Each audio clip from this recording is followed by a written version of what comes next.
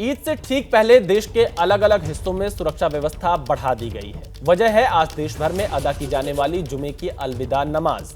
दरअसल जुमे की अलविदा नमाज को लेकर इस बार उत्तर प्रदेश में सख्ती है।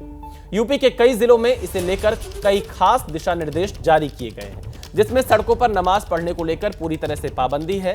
संभल, श्रावस्ती, अमरोहा, लखनऊ जैसे तमाम शहरों में सुरक्षा व्यवस्था सख्त है, तो वहीं यूपी के तकरीबन सभी जिलों को संवेदनशील इलाकों पर पुलिस की नजर है। किसी भी तरह की अनहोनी को रोकने के लिए ड्रोन से निगरानी की जा रही है। पुलिस के आला अधिकारी अलग अलग इलाकों में फ्लैग मार्च कर रहे हैं। वहीं इसे लेकर सियासी बयानबाजी भी जारी है। भड़काऊ बयान दिए जा रहे हैं, जिसके बाद पुलिस की जिम्मेदारियां और ज्यादा बढ़ जाती हैं।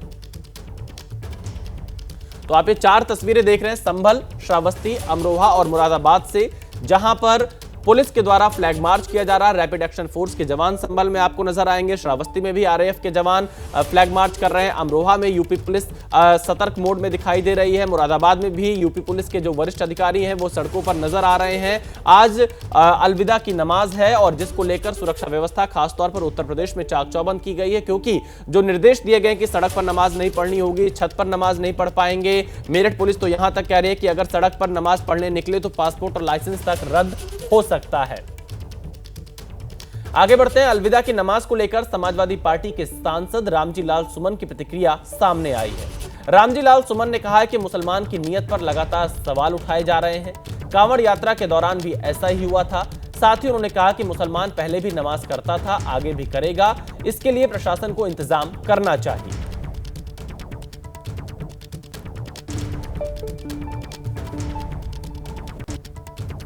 नमाज पढ़ने के लिए, खुदा को याद करने के लिए जिस जगह पर भी नमाजी बैठ जाता है, इबादत करने के लिए बैठ जाता है, वो समझता हूँ बिल्कुल स्थान उपयुक्त है। लेकिन जोड़िए इससे कि लगातार मुसलमानों की नीयत पर शक, कांवड़ यात्रा के दौरान कह दिया गया कि इनके घरों पर लिख दीजिए कौन हिंदू कौन मुसलमान। ये सामाजिक तनाव मत बढ़ाइए। नमाज पहले भी होती रही है और अब भी होती रहेगी। पहले भी प्रशासन व्यवस्था करता था और मैं समझता हूँ अगर प्रशासन की नीयत में खोट नहीं है तो निश्चित रूप से प्रशासन भी इस बार समुचित व्यवस्था करेगा। वहीं अलविदा नमाज को लेकर दिल्ली एआईएमआईएम के नेता शोएब जामई की प्रतिक्रिया सामने आई है। शोएब जामई ने कहा कि नमाज को लेकर बीजेपी गलत बयानबाजी कर रही है। ये संभल या मेरठ नहीं, दिल्ली है। मस्जिद में जगह कम पड़ी तो सड़क पर होगी नमाज। वहीं बीजेपी ने शोएब जामई के बयान पर पलटवार भी किया है। फिलहाल आप देखिए, शोएब जामई कह रहे हैं ये संभल या मेरठ नहीं, दिल्ली है। अगर जगह कम पड़ी तो सड़क पर भी नमाज होगी। ये कहना है शोएब जामई का, जो कि एआईएमआईएम के नेता है।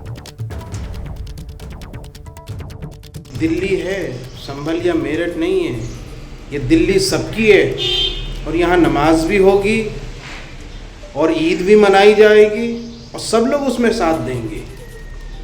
अगर मस्जिद में जगह कम पड़ जाएगी कहीं पर तो सड़क पर भी नमाज होगी, ईदगाह में भी होगी। जब भंडारे के लिए रास्ता रोक सकते हैं आप, अपने धार्मिक अनुष्ठान के लिए आप सड़कें रोक सकते हैं, कांवड़ यात्रा के लिए कई दिनों तक हाईवे को जाम कर सकते हैं आप, तो 10 से 15 मिनट के लिए ईद के नमाज के लिए आप व्यवस्था नहीं कर सकते। दिल्ली का माहौल ख़राब न सोए भाई से ये पूछा जाए कि जो उसका पिता, उसका बाप जो ओवैसी वासी जो उठपटांग बोलता है हमेशा हैदराबाद से, तो वो सही बोलते हैं क्या? आज दिल्ली में हम लोग क्या गलत बयान दे रहे हैं? हम लोग यही तो कह रहे हैं कि भाई जो भी त्यौहार है उसको आराम से मिलजुल के मनाओ, एक दूसरे की आस्था का ध्यान रखो और ये पर्व एक दूसरे से मिलके मनाओ। यही संदेश दे रहे हैं हम लोग। हमने ये तो नहीं कहा किसी ने कि आप नमाज मत करिए, ये मत करिए। सो एक दूसरे को संदेश दे रहे हैं कि आराम से अच्छे स्वार्थ के साथ ये त्यौहार मनाएं दोनों। सड़क पर नमाज पर बैन को लेकर यूपी से दिल्ली तक सियासत बेहद गर्म है। इसी बीच बीजेपी सांसद राजकुमार चाहर ने एआईएमआईएम नेता शोएब जामई पर निशाना साधा है। राजकुमार चाहर ने कहा कि कांवड़ यात्रा और कुंभ की तुलना नमाज से नहीं की जा सकती। इस वक्त मेरे साथ मौजूद है राजकुमार चाहर जी। राजकुमार जी, एआईएमआईएम के दिल्ली प्रदेश अध्यक्ष हैं शोएब जामई। वो कह रहे हैं कि ये दिल्ली है, उत्तर प्रदेश नहीं है। यहाँ मस्जिद के अंदर भी नमाज हो सकती है और जरूरत पड़ी तो सड़कों पर भी। देखिए, दिल्ली भारत में ही है और जो लोग समझते हैं कि दिल्ली कहीं अलग है, दिल्ली अलग नहीं है। दिल्ली राजधानी है देश की और कानून व्यवस्था राजधानी से चलकर पूरे देश में रहती है। किसी को अधिकार नहीं है, आप धार्मिक व्यक्ति हो, नमाज है, जुमे की नमाज आप पढ़ रहे हो, रमजान चल रहे हैं, उसको अपने अपवित्र करना चाहते हो। मुझे लगता है ऐसे लोगों को धर्म से कोई लेना देना नहीं है, ये पूरी राजनीति करते हैं, इनको ये अधिकार नहीं है किस तरह की राजनीति करें। और गरीब भोले भाले जो वंचित पीड़ित शोषित हैं, जो कांग्रेस के ज़माने में लंबे समय तक मुसलमान रहा, उसके हक को भी छीनने का काम ये लोग कर रहे हैं। लेकिन सर वो तो ये भी कह रहे हैं ना कि जब कांवड़ यात्रा निकलती है कई दिनों तक सड़कें बंद रहती हैं, अगर 15 मिनट के लिए एक रास्ता बंद भी हो गया, सड़क बंद भी हो गई तो क्या दिक्कत है? देखिए 15 मिनट का ही काम है ना, कांवड़ यात्रा तो दिनों दिन निकलती है ना, लगातार इतनी बड़ी भीड़ जाती है। अब कांवड़ यात्रा से और कुंभ से तुलना आप नमाज की नहीं कर सकते ना, नमाज मस्जिद में होती है ना, पूजा मंदिर में होती है, तो नमाज आप सड़क पर कैसे पढ़ सकते हैं? तो देखिए, अलविदा जुमे की नमाज को लेकर लगातार अब सियासत भी हो रही है। उबैदुर रहमान यहाँ पर हमारे साथ इस वक्त लाइव जुड़ रहे हैं मुरादाबाद से, हम सीधे उनके पास चलते हैं और हमारे दो संवाददाता जुड़ेंगे। लेकिन यहाँ पर इस वक्त हमारे साथ अलग अलग जो लोग हैं वो भी जुड़ रहे हैं। शोएब जामेई अध्यक्ष हैं दिल्ली MIM के, हमारे साथ जुड़ चुके हैं और आचार्य विक्रमादित्य हिंदू धर्मगुरु भी हमारे साथ जुड़ चुके हैं। सबसे पहले शोएब जामेई आपसे ही, जगह कम पड़ेगी तो सड़क पर भी नमाज अदा करेंगे, ये कैसा बयान है आपका?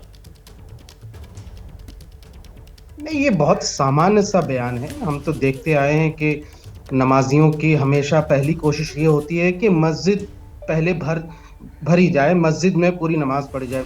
कहीं कहीं ऐसा होता है कि आबादी के हिसाब से मस्जिद छोटी बनी हुई है, तो कहीं कहीं ऐसा होता है कि भाई ठीक है, मस्जिद के बगल में जो जगह खाली है थोड़ी सी, वहाँ पे आदमी ने नमाज पढ़ ली और ऐसी कोई बहुत बड़ी विवादित बात नहीं है, एक सामान्य सी बात है। आप जामा मस्जिद भी जाके देखेंगे तो जामा मस्जिद जब भर जाती है तो जामा मस्जिद के बगल वाली सड़क पे नमाज होती है, जुमे की नमाज होती है, पुलिस प्रशासन उसकी देख रेख करती है। 10 मिनट की नमाज के लिए पुलिस प्रशासन भी सहयोग करती है। और दिल्ली में हमेशा एक सौहार्द और एक दूसरे के सम्मान के साथ, एक दूसरे धर्मों के सम्मान के साथ हम त्यौहार मनाते आए। लेकिन मैं पिछले कुछ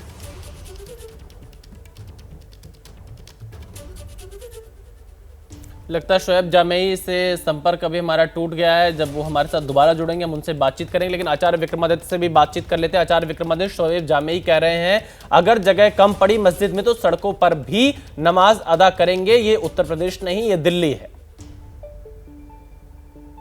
देखिए, शोएब जामेई सबका पुराना इतिहास है, इनकी पार्टी का पुराना इतिहास है। ये मुसलमानों को रोड पे लाना चाहते हैं और रोड पे लाके बिठाना चाहते हैं। और इनको कोई वास्तविक तौर पे अरे मुझे बताइए, वक्फ बोर्ड के पास कितनी लैंड है?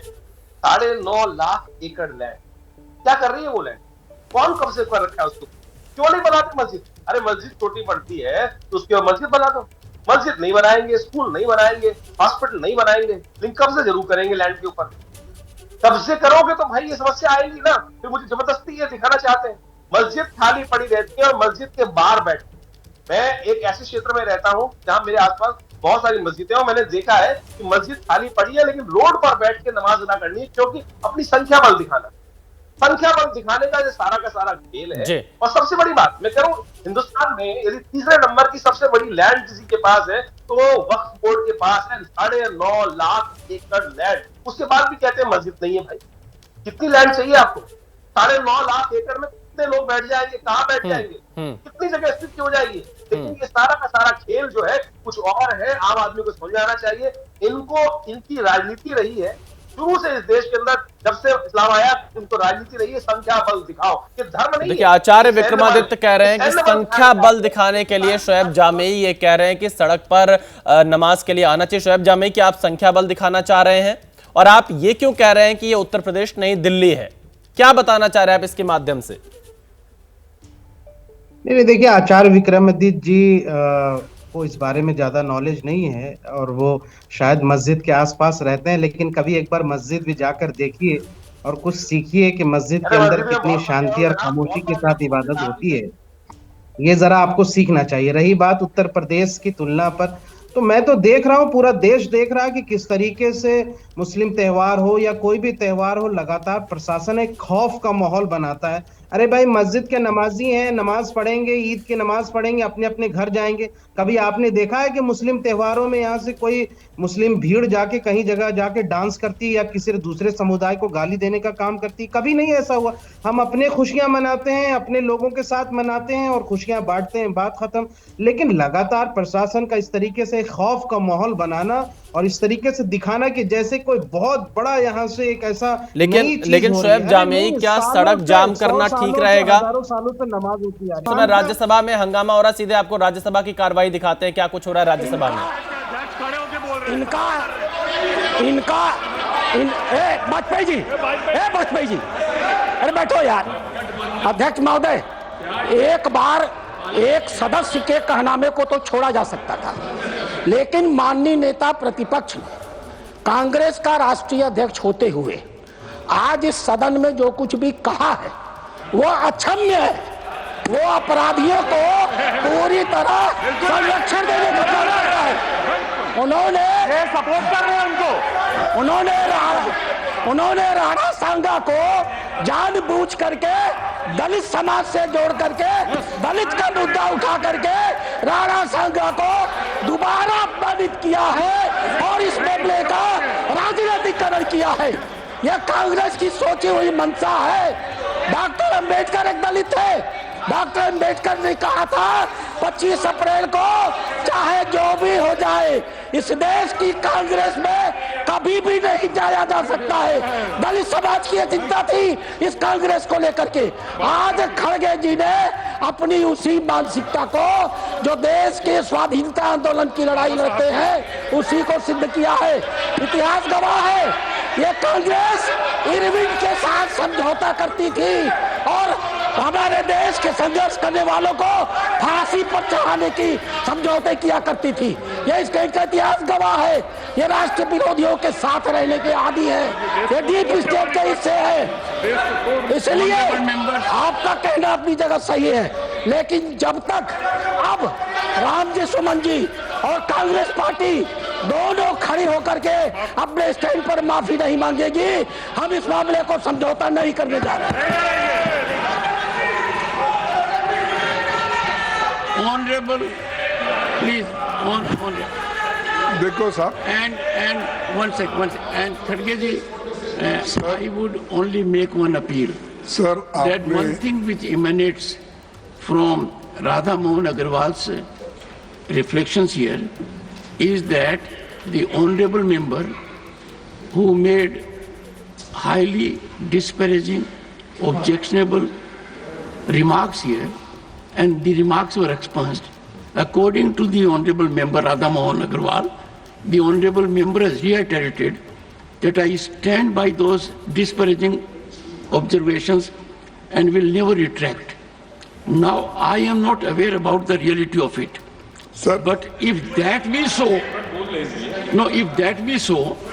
then you keep that in mind.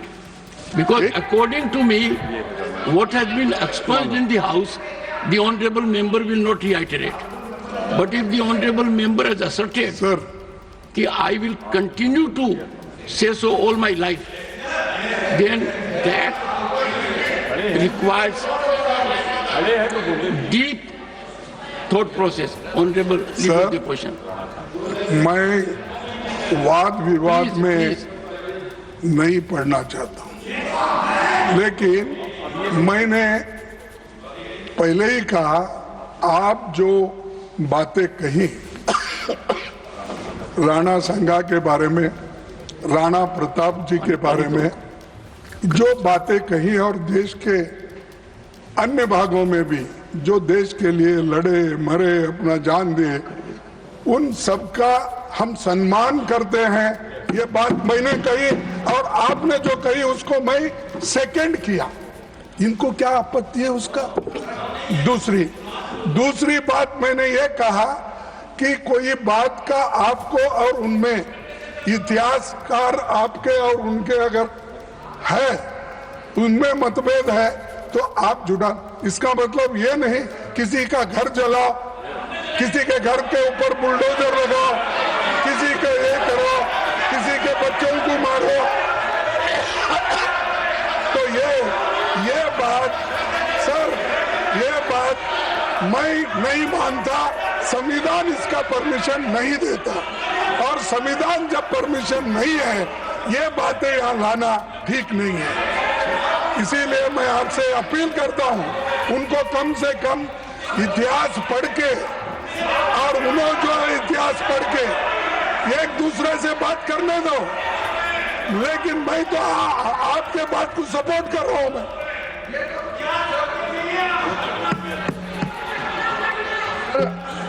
फिर से माननीय मल्लिका खड़गे जी, लीडर ऑफ द अपोजिशन, फिर से जो पहले मिस्टेक फिर से दोहरा रहे हैं। कोई भी ऑब्जर्वेशन और कोई भी एक्सेप्टेंस अनक्वालिफाइड होना चाहिए।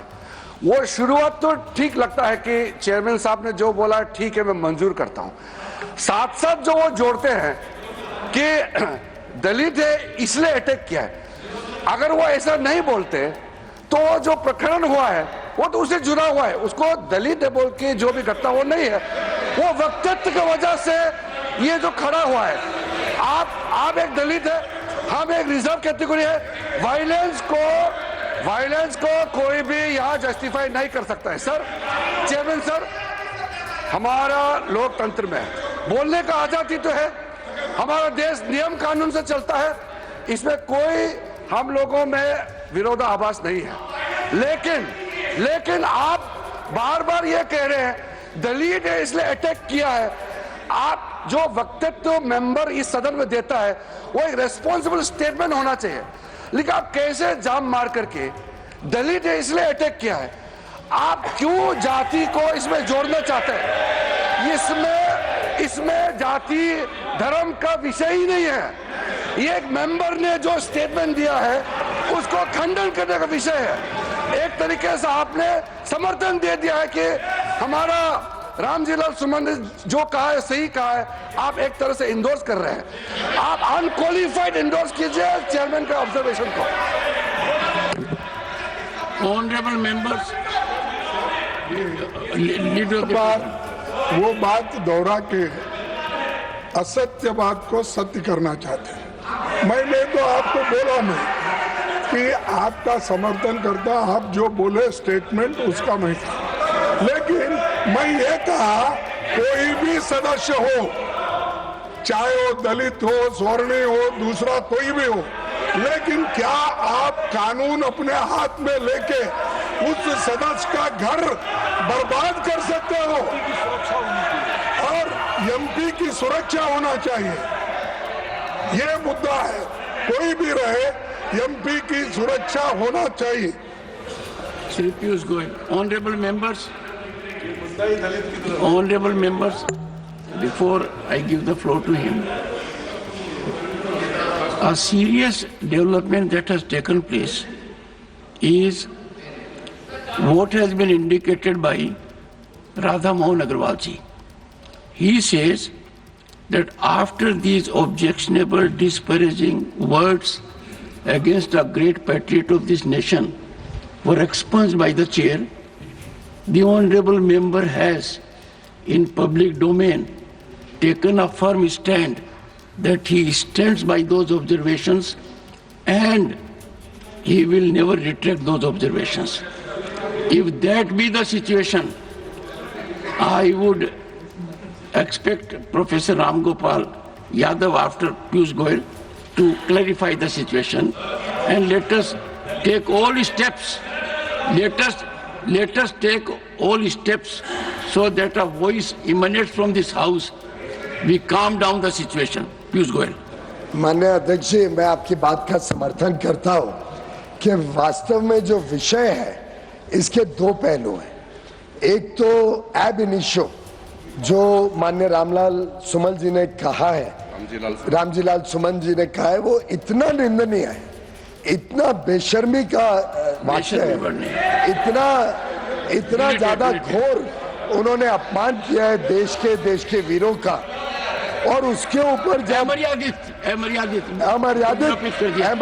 जो उन्होंने वाक्य कहा, वो पहली बात कहना ही गलत था, पर जैसा आपने ठीक कहा उसके बाद उसको दोहराना, to assert it second time over, to say on television so that the whole world sees it. देश नहीं, पूरी दुनिया देख रही है। आज हमारा सदन हो, हमारा पब्लिक डिस्कोर्स हो, पूरी दुनिया में उसकी गूंज उठती है। फिर कहना कि ऐसे वीरों के लिए मैं फिर ऐसे शब्द इस्तेमाल करूंगा, फिर इसी प्रकार से देश को बांटने की बात करूंगा, लोगों के ऊपर जो उनकी आस्था है उसके ऊपर ठोस घाव पहुंचाऊंगा, वो डबल वहमी है, डबल निंदनीय है। लेकिन सर, एक तो वो पहलू है, उसके ऊपर तो कोई कुछ कह नहीं रहा है, ना लीडर ऑफ ऑपोजिशन, ना सुमन जी खुद, ना राम गोपाल जी। लेकिन अध्यक्ष जी ये भी इक्वली निंदनीय है कि लीडर ऑफ द ऑपोजिशन, इतने वरिष्ठ राजनेता होने के बावजूद इसको एक ऐसा ट्विस्ट देने की कोशिश कर रहे हैं जो बार बार ये करते हैं। इस सदन में कई बार हमने देखा है कि जात पात पे देश को बंटवारा करना, जात पात पर लोगों के बीच में गलत भ्रमित करना, फॉल्स नैरेटिव बनाना, ये जो खड़गे जी का बार बार करने की कोशिश होती है वो भी उतनी ही निंदनीय है। क्योंकि हम चाहते हैं देश में सामाजिक समरसता रहे, देश एकजुट हो, लेकिन ये जो इनकी मंशा है, ये मंशा भी आज एक्सपोज हुई है। और मैं समझता हूं माननीय अध्यक्ष जी, अब समय आ गया है दुनिया को, देश को इस सदन से एक मैसेज जाए, इस सदन से एक आवाज गूंजे कि पूरा सदन एक आवाज में, एक स्वर में रामजी लाल सुमन जी के वाक्य को, उनके जो बात उन्होंने कही है उसको कंडेम करता है, उसको निंदनीय मानता है, और पूरा सदन एक आवाज में दुनिया को बताए कि ये देश की ताकत, हमारी एकता और एकजुटता पे कोई व्यक्ति आहत नहीं पहुंचा सकता। ये कंडेम करने का दायित्व आपकी अध्यक्षता में इस रामजी लाल सुमन, श्री रामजी लाल सुमन।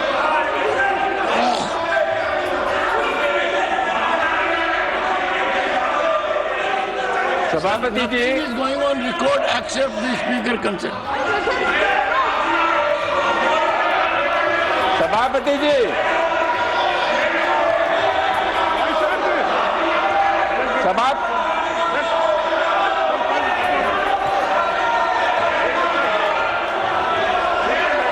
सभापति आओ साहब, बस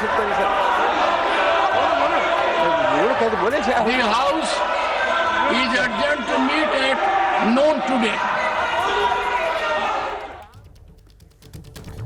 देखिए, राज्यसभा में समाजवादी पार्टी के सांसद रामजी लाल सुमन के बयान पर हंगामा हुआ। यहां पर सरकार की तरफ से पीयूष गोयल और किरण रिजिजू ने यह मांग की है कि जो रामजी लाल सुमन है वो इस बयान पर माफी मांगे और पूरा सदन इस बयान की एक साथ निंदा करे। खड़गे पर भी निशाना साधा। किरण रिजिजू ने कहा कि इसको जाति से जोड़ना गलत है और राज्यसभा की कार्यवाही दोपहर 12 बजे तक स्थगित हो गई है। आज जैसे ही राज्यसभा की कार्यवाही शुरू हुई तो सबसे पहले राधा मोहन दास अग्रवाल ने इस मुद्दे पर, जो बीजेपी के राज्यसभा सांसद हैं, उन्होंने बोलना शुरू किया और कहा कि जिस तरह रामजी लाल सुमन ने सदन के बाहर यह कहा कि वो अपने इस बयान पर अड़े हुए हैं, वो अपने इस बयान पर अडिग हैं, ये कहीं ना कहीं गलत है और इस पर सदन को एक साथ होकर इसकी निंदा करनी चाहिए। हालांकि मल्लिका अर्जुन खड़गे ने यह कहा कि वो हर किसी का सम्मान करते हैं, लेकिन किसी भी सांसद के घर पर हमला होना या उसके घर पर अटैक होना ये गलत है और उसको सुरक्षा प्रदान करनी चाहिए। जिसके बाद केंद्र सरकार के मंत्री पीयूष गोयल ने राज्यसभा में कहा कि यहां पर पूरे सदन को इस बयान की निंदा करनी चाहिए। राणा सांगा के मुद्दे पर राज्यसभा में जबरदस्त हंगामा हुआ है। हालांकि जैसे ही सभापति ने रामजी लाल सुमन को उन्हें खड़ा किया कि वो अपने बयान पर स्पष्टीकरण दे, तो सदन में हंगामा होने लगा। बीजेपी के सांसदों ने हंगामा किया, जिसके बाद सदन की कार्यवाही दोपहर 12 बजे तक स्थगित कर दी गई है। किरण रिजिजू ने कहा कि यह जाति धर्म का विषय नहीं है। इस मामले को जाति से क्यों जोड़ा जा रहा है, किरण रिजिजू ने मल्लिकार्जुन खड़गे से यह सवाल पूछा है राज्यसभा में। वहीं रामजी लाल सुमन के घर पर जो तोड़फोड़ हुई, उस मामले पर खड़गे ने कहा कि किसी के भी घर पर अटैक नहीं होना चाहिए, घर में तोड़फोड़ की इजाजत संविधान नहीं देता है। मल्लिकार्जुन खड़गे ने राज्यसभा में यह कहा और पीयूष गोयल ने कहा कि रामजी लाल सुमन ने देश का अपमान किया है, अमर्यादित बयान दिया है। आप इन तस्वीरों को देखिए, यहां पर यह प्रदर्शन हो रहा है इस वक्त लखनऊ में, उत्तर प्रदेश में, जहां पर राणा सांगा के मुद्दे पर जो विवादित बयान दिया गया रामजी लाल सुमन के द्वारा, उसके बाद अब ये प्रदर्शन लखनऊ में हो रहा है। लखनऊ से तस्वीरें आ रही हैं, उत्तर प्रदेश की राजधानी से। एक तरफ जहां राज्यसभा में हंगामा हुआ, तो वहीं अब लखनऊ में समाजवादी पार्टी के खिलाफ ये प्रदर्शन हो रहा है राणा सांगा के अपमान के मुद्दे पर। इस वक्त की बड़ी खबर आ रही है, लखनऊ में अब राणा सांगा के मुद्दे पर जो विवादित बयान रामजी लाल सुमन ने दिया, उसको लेकर अब समाजवादी पार्टी और अखिलेश यादव के खिलाफ तमाम संगठन प्रदर्शन कर रहे हैं। आप ये तस्वीरें एबीपी न्यूज पर इस वक्त देख पा रहे हैं, जहां पर लखनऊ में ये प्रदर्शन हो रहा है। कुछ संगठन के लोग सड़कों पर उतरे हैं और प्रदर्शन कर रहे हैं।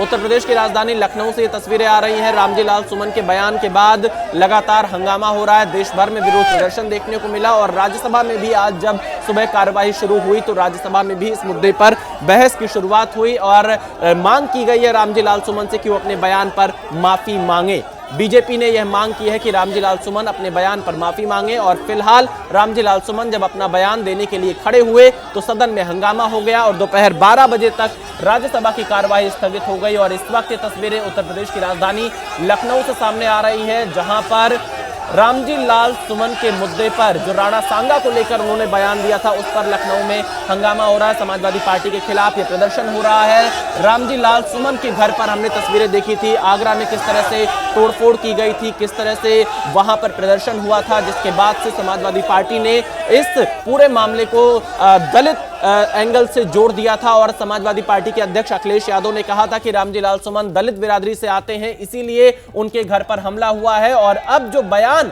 यहां पर राणा सांगा के मुद्दे पर दिया गया था रामजी लाल सुमन के द्वारा, उस मुद्दे पर माफी की मांग की गई है बीजेपी की तरफ से कि रामजी लाल सुमन माफी मांगे। लेकिन फिलहाल ये तस्वीरें उत्तर प्रदेश की राजधानी लखनऊ से सामने आ रही हैं। हजरतगंज का ये इलाका नजर आ रहा है, जहां पर प्रदर्शनकारी इकट्ठा हुए हैं और ये मांग कर रहे हैं कि रामजी लाल सुमन माफी मांगे। और एक तरफ जहां सड़क पर प्रदर्शन हो रहा है तो दूसरी तरफ राज्यसभा में भी आज इस मुद्दे पर हंगामा हुआ है। आप ये तस्वीरें देख रहे हैं उत्तर प्रदेश की राजधानी लखनऊ से राणा सांगा के अपमान के मुद्दे पर सड़कों पर उतरे हैं तमाम संगठनों से जुड़े हुए लोग। और यहां पर रामजी लाल सुमन से माफी की मांग की जा रही है। हाथों में बैनर पोस्टर हैं कि राणा सांगा का अपमान हिंदुस्तान नहीं सहेगा, इस तरह के बैनर पोस्टर दिखाई दे रहे हैं और लोग लखनऊ की सड़कों पर कुछ संगठन के लोग उतरे हुए हैं। ये तस्वीरें आप देखिए, राणा सांगा का अपमान नहीं सहेगा हिंदुस्तान। ये अब आपको दिखाते हैं राज्यसभा में अब से थोड़ी देर पहले जो राणा सांगा के मुद्दे पर हंगामा हुआ है, क्या कुछ हुआ आज राज्यसभा में। सीधे आपको राज्यसभा की कार्यवाही दिखाते हैं। हम उसका स्वागत करते हैं और इस देश में जो भी पैट्रियट्स हैं, देश के लिए लड़े हैं, उनका मैं सम्मान करता हूं। लेकिन इसका मतलब ये नहीं है कि कानून अपने हाथ में लेकर अगर कोई किसी के घर पे जाकर तोड़फोड़ करता है, ये और तोड़फोड़ करता है, अगर उसकी संपत्ति को तोड़ता है, ये कभी हम नहीं मानेंगे। इसको मैं खंडन करता हूं। इस चीज को आपके बात से सहमत है, लेकिन इन्होंने वो मुद्दा उठाकर एक के जान मारने की कोशिश करते हैं, उसके घर पे जाते हैं और उसकी गाड़ी तोड़ते हैं, घर तोड़ते हैं। ये अपमानजनक जो दलितों के खिलाफ हो रहा, ये कभी नहीं सहन करेंगे। हाँ?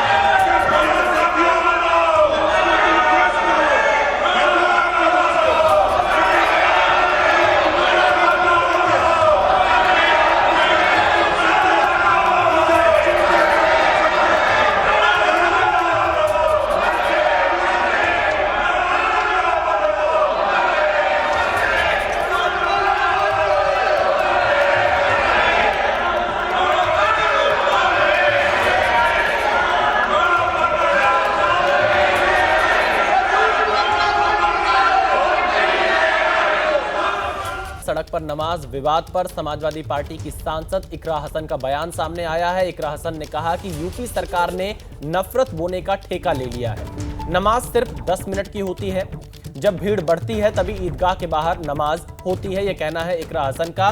समाजवादी पार्टी की सांसद है उत्तर प्रदेश की कैराना लोकसभा सीट से।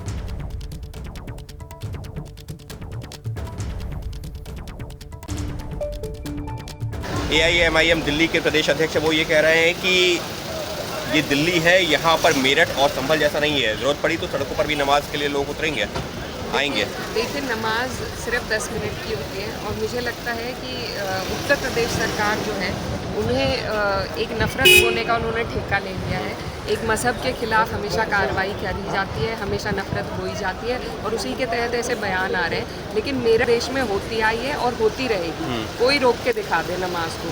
तो नमाजें तो होती हैं और इस देश के हमारा जो मजहब है, हमारे जो बड़े बुजुर्ग हैं, इस देश की मिट्टी में उनका खून शामिल है। यहाँ से ना कोई किसी को हटा सकता है, ना कोई रोक लगा सकता है इस तरीके की। और रही सिक्योरिटी कंसर्न, तो सिर्फ 10 मिनट की बात है जिसमें नमाज होती है। और नमाज जैसा मैंने बताया, ईद की नमाज मस्जिद में नहीं होती, ईदगाह में होती है। और ईदगाह के बाहर का जो एरिया है, कभी कभी भीड़ की वजह से वहाँ पर नमाज हो जाती है। हर सड़क पे कोई नमाज पढ़ने नहीं पहुँचता है, सिर्फ ईदगाह के आसपास सड़क पर लोग नमाज पढ़ लेते हैं। और मुझे लगता है उससे किसी को ना तो कोई सिक्योरिटी कंसर्न होता है और ना कोई आपत्ति होनी चाहिए।